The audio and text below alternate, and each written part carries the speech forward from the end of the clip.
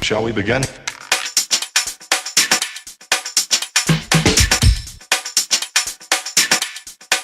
Let's begin now.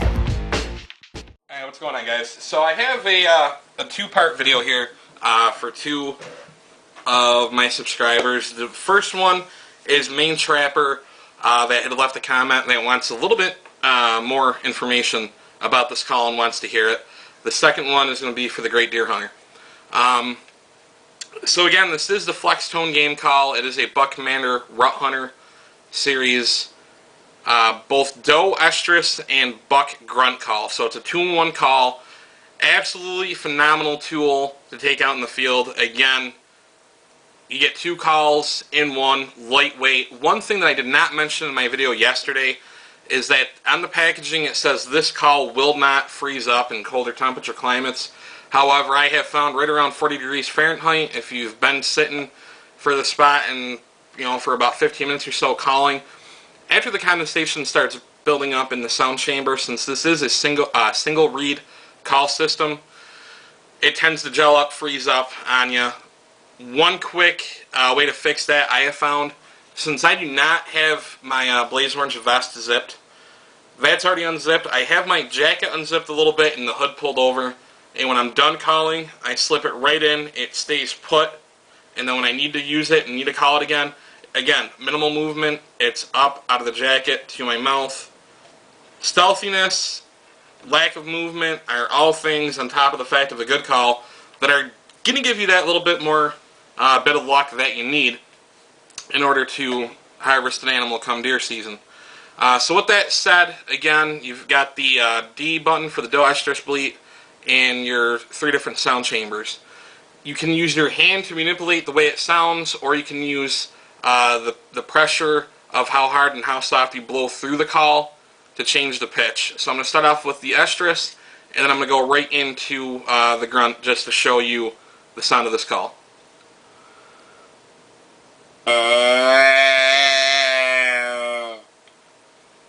That's using your hand to manipulate the sound. Open call, it's going to have a lot higher of a pitch.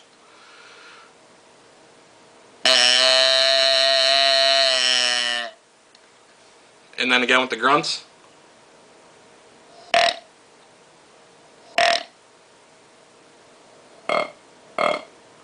So if you want more of a lower aggressive type of fighting or challenging grunt, you want to close it up.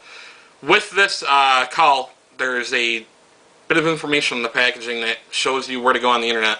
And it has kind of like a little how-to tutorial of different ways and different types of grunts that you can use to even get more use out of the call and maximize the use of both the estrus and the grunts out of the call.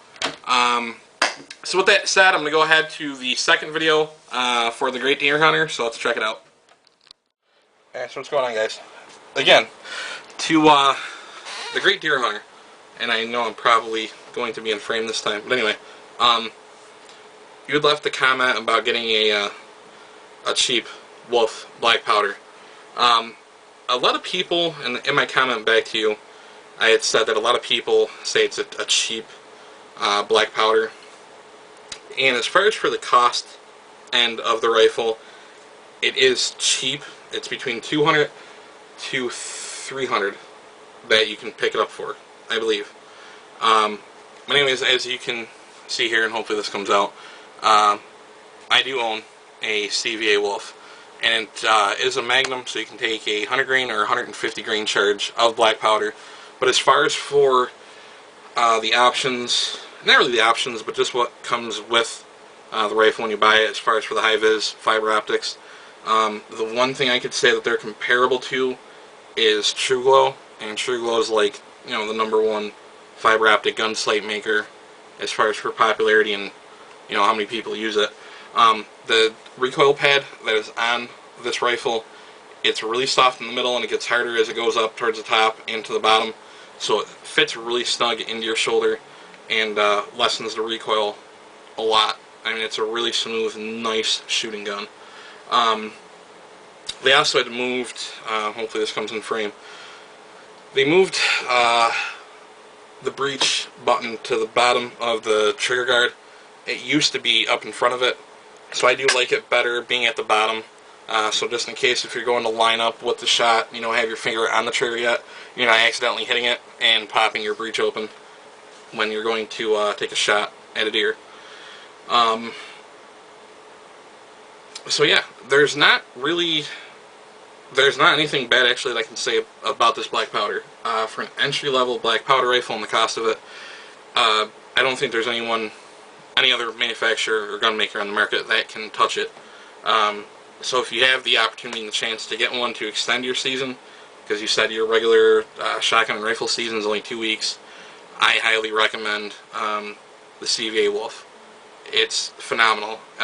Once I actually find more bore butter for it, where I can put the breech back in and shoot and get some range time in, I'll show you the accuracy that I'm getting with this rifle. I added 125 yards with 3 shots.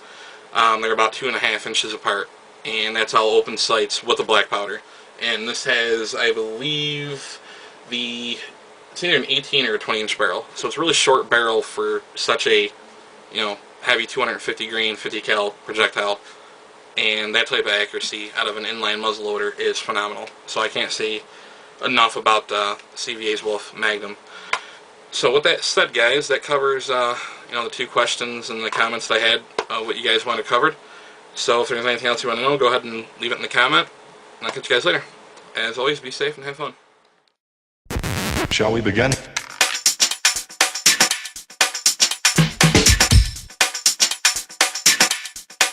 Let's begin.